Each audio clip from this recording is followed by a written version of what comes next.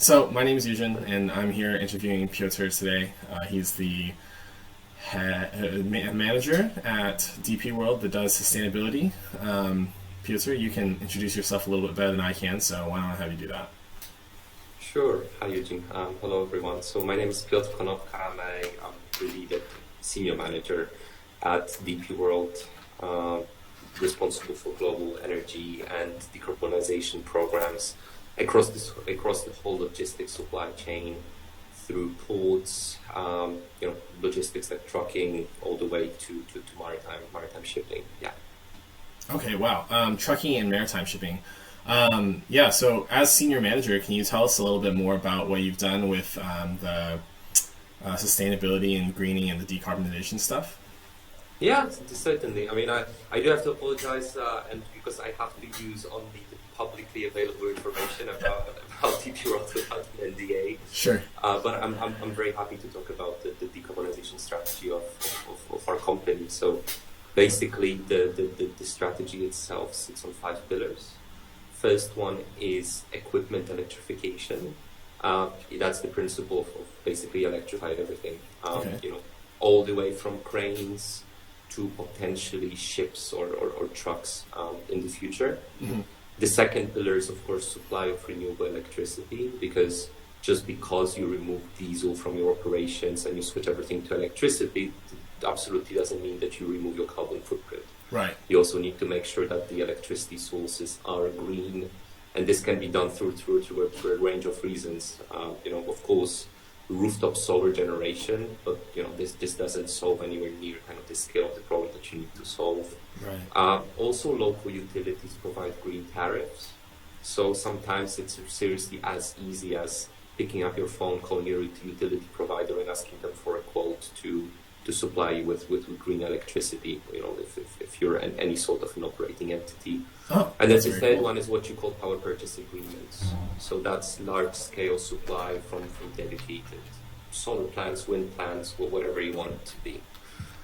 So that's the second pillar. The third pillar is process efficiency and digitization. So these are probably kind of the easiest short-term measures that you can take. For example, reducing the idling of your cranes, or training your operators, truck drivers, and so on, on things like eco-driving. These are the things you can do tomorrow at a very low cost. Right. The fourth thing is low carbon fuels. So that's anything from simply replacing diesel with biodiesel or biofuels, all the way up to exploring, for example, how hydrogen can fit in all these different applications, and of course the sources of hydrogen. Happy to talk about that more.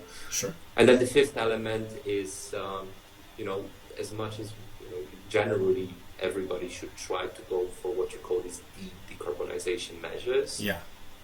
Very likely, if you set your targets, usually people set their targets for 2050. Some companies are accelerating it to 2040, some intermediate targets of 2030. In order to reach these targets, you're very likely to have to offset your emissions. Right. So and you can either offset your emissions by planting mangroves, or planting trees and getting it accredited to offset your carbon, or you can literally go out to the market and buy carbon credits just like you buy stocks. Oh, okay. That's very interesting. You can kind of go out and buy carbon credits and stuff. So earlier you mentioned something about like the hydrogen sources. Why don't you talk to us a little bit about hydrogen sources? Sure. I'll start right from the beginning, right? The way it. you can source hydrogen, there are really 3 ways you can source hydrogen. The first one is directly through fossil fuels and a process called steam reforming.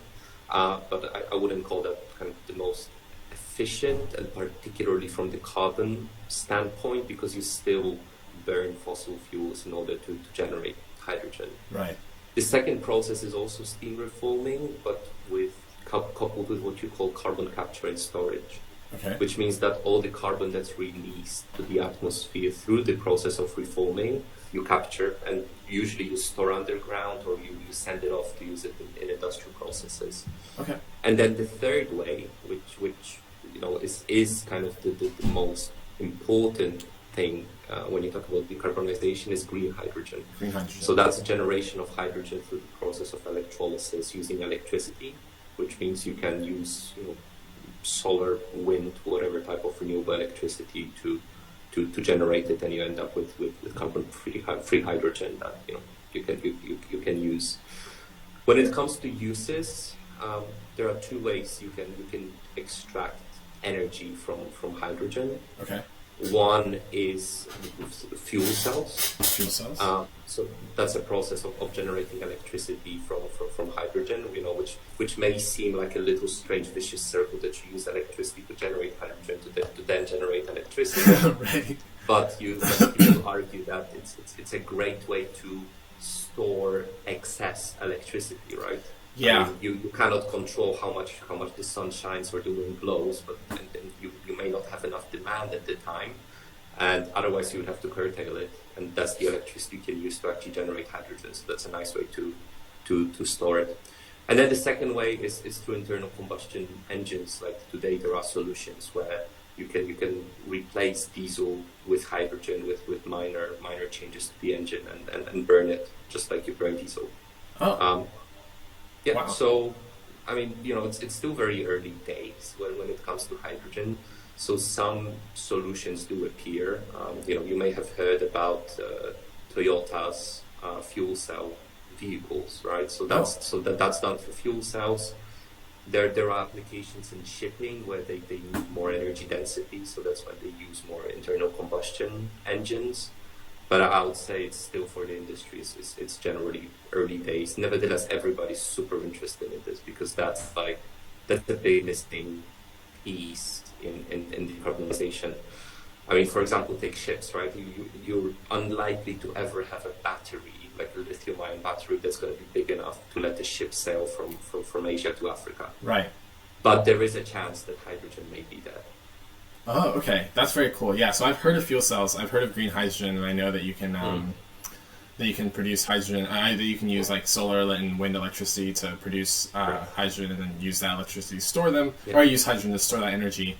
I didn't know about the internal combustion thing, so that's pretty cool that you can just replace, or not just, but that you can kind of replace diesel engines with hydrogen. Okay, very enlightening.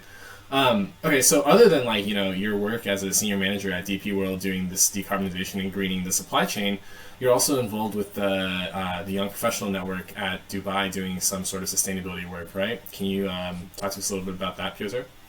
Yeah, that's correct. So I'm involved with an international organization called the Energy Institute. The Energy Institute? Okay. Correct. So Energy Institute is a professional membership body. So kind of to put it in more of a US context, you may have heard about people who hold the status of a professional engineer. Okay. PE. Okay. So that's kind of the European equivalent, right? So that's an institute that lets you get chartered, which means after you've been working in the field for a few years, recognize your skills and recognize you as a professional engineer or a chartered engineer. But that's not the only thing they do. I mean, the institute itself, is a source of best practices and a general community of practitioners.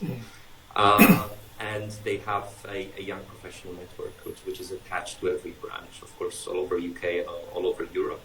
Right. But there's also a branch here in the Middle East. So I'm the board member of the Young Professionals Network of the Energy Institute here. Oh, very cool. So we are a community. We've only started building it before COVID, so it's come to a halt a little bit for obvious reasons. So we're a community of a few hundred, possibly a few thousand people with common interest in energy, and all sorts of energy, because that includes people who work in oil and gas, of course, in sustainability, but also people who are lawyers advising energy companies, investment bankers who invest in energy, of course, consultants and these types of professions.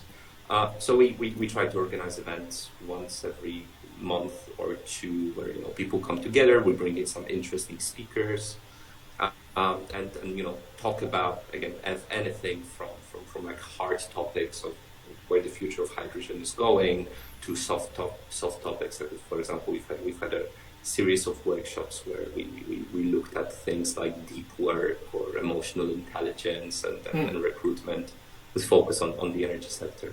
Okay, wow. Okay, that's really cool. So you said you're a board member and you started kind of building this right before COVID or something? Yeah, I mean, the Energy Institute in the Middle East has been working for a few years, but it didn't have this Young Professionals Network branch. Oh, I see. So when I arrived in Dubai at the end of 2019 with a couple of people who were already members of the Energy Institute, we decided to start it. But the most beautiful, kind of the best thing about the Energy Institute is kind of, you know, getting together and networking. So we've switched to online, and we've had a lot of events and so on, but it's just really not the same. So we're just looking forward to everything opening up and being able to you know, network and meet in person again. Yeah. Okay. Wow. That sounds really cool. Let me actually kind of ask you to like dive a little more into how you got started doing that. Sure. How I got started in working in the decarbonization field. Yeah. So I would say this really goes back in time. So I did my undergrad in mechanical engineering. Okay. I actually specialized in automotive engineering. I always loved cars, and I've always loved transport, which is a big part of energy. Right. And I did these courses are very popular. I studied in the UK, and these courses are very popular in the UK, where you do what you call the sandwich course, where in your third year you spend working at a company. So you know, you do like 2 years at university, 1 year out at the company, and then you come back for another 1 or 2 years to continue your studying. So I spent my semester abroad working for Toyota Motorsport in Germany. Okay. So the Toyota Motorsport, so where I used to work used to be the place where Toyota you know, design, build, and maintain their Formula One cars. So this was kind of the home of Toyota's motorsport division. And they've been doing it for 10 years, almost 10 years, competing, you know, at the highest levels. However, I've learned that, I think it must have been a year or two before, I did that back in 2012, it must have been a year or two before I joined, that kind of overnight they decided to cut the Formula One program. So, I mean, you can only imagine the costs involved in making that decision, right? Yeah. To you know, let people go, try to sell off all this high-tech equipment. And the reason was that they started promoting Toyota Prius. Oh, yeah. So, and because Toyota Prius came in, must have been 2009 or something, you know, when they actually started promoting it, they said there's absolutely no way that they can, you know, justify the Formula One program, which is really not known for sustainability. You know, it's basically it sucks in money, and it's the gas gurgling. Like, So they've decided to move to Le Mans races, which is like a 24-hour high performance race. Usually they take place around Europe, because unlike Formula One, you call it Le Mans LMP, Le Mans prototype class vehicles. You could use a hybrid engine. In Formula One, it's regulated that it must be a gasoline engine of a specific size. LMP class racing allowed you to do a hybrid engine, which they did because that's a way to progress in that technology, and then include it in everyday cars. Like, you find, like, you know, things that you saw in Formula One back in the 80s, 90s, like you see only coming up, you know, in like OEM cars today, because they are just so like far ahead. Wow. So that was the reason. I just, you know, I thought that this is really the way the world is going. If a company like Toyota was willing to completely divest, like, you know, literally hundreds of millions of dollars to start promoting the Toyota Prius, there must be something in it. Yeah. So that's it. But then I went into consulting right after I graduated, because I just wanted to learn more. I worked as a sustainable energy consultant in a lot of different countries, a lot of different kind of companies, but all within the sustainable energy sector, just to learn more. And then earlier this year, after close to 7 years of doing that, I've decided that I want to go in-house and actually work in an industry rather than, go and advise people on like specific elements of projects. I want to be responsible for this global decarbonization program at a big industrial company. Yeah, wow. Okay, that sounds super cool and like very admirable too, Piotr. I didn't know about the Toyota thing. That's like very cool. There's this LMN or LMT that they have the hybrid engines. Okay. So you said earlier this year you decided to get into the industry and you wanted to take more responsibility on this decarbonization stuff. So can you just talk to us a little bit about how you see yourself and what you see your role in helping green, I guess, the world is as? Well, I mean, it's small and it's big at the same time. So just to put it into context, DPWorld emits, according to our official reports, around 4,500 kilotons of CO2 per year. So that's 4.5 million tons of CO2 per year. It's a lot. Yeah, but on the other hand, globally, there are 51 billion tons of CO2 emissions. That's a lot. Yeah, that's how much we emit every year as a humanity. Yeah. So it is a fraction in some ways, but on the other hand, like working for a big company like this, it allows you to, and especially along all these different pillars that I described, right, which go all the way from technology through renewables to offsetting. You just get to work with like the craziest futuristic technology that you can you kind of have the power to influence and see them being trialed, which is absolutely fantastic, right? I mean, hydrogen is definitely one of these ways that I'm working on seeing what will be the technologically available and commercially ready solutions in short to long term.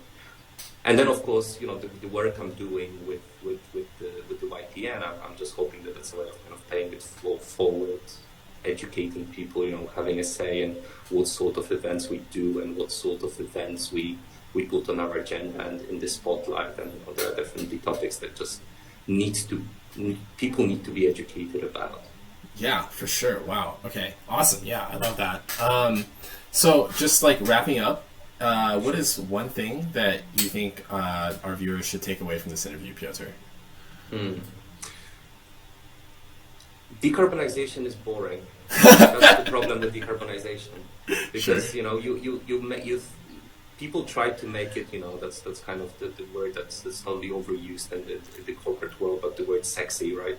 Sure. They try to make it sexy by solar and vehicles and so on, but that's really not where the problem is. Like, decarbonization is in how you make things, right? It's in cement, it's in steel and processes like this, right?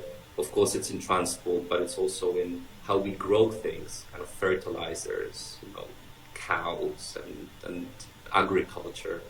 And I think that's kind of the issue why people underappreciate it. And it's a very silent killer. It's not something that you can immediately see the impacts of. It's a multi-generational problem that we just need to keep kind of banging the drum and keep pushing the agenda, because some people just don't think it's not necessarily going to be a problem in the next 10 years.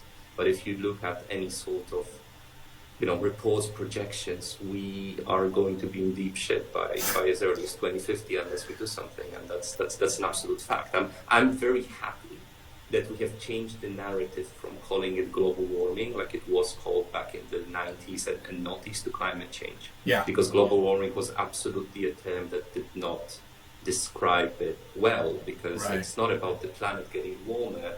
Well, it is. It's only the small part of the problem. It's all about the adverse weather impacts, the general rising temperatures, rising mean sea levels, and this term climate change just describes it so much better. But it's very important to keep the awareness around it. Think about it as a long-term, multi-generational problem, and I'll encourage everybody to learn more about it and stay on top of the developments. Like COP26 conference is coming up in 2 weeks.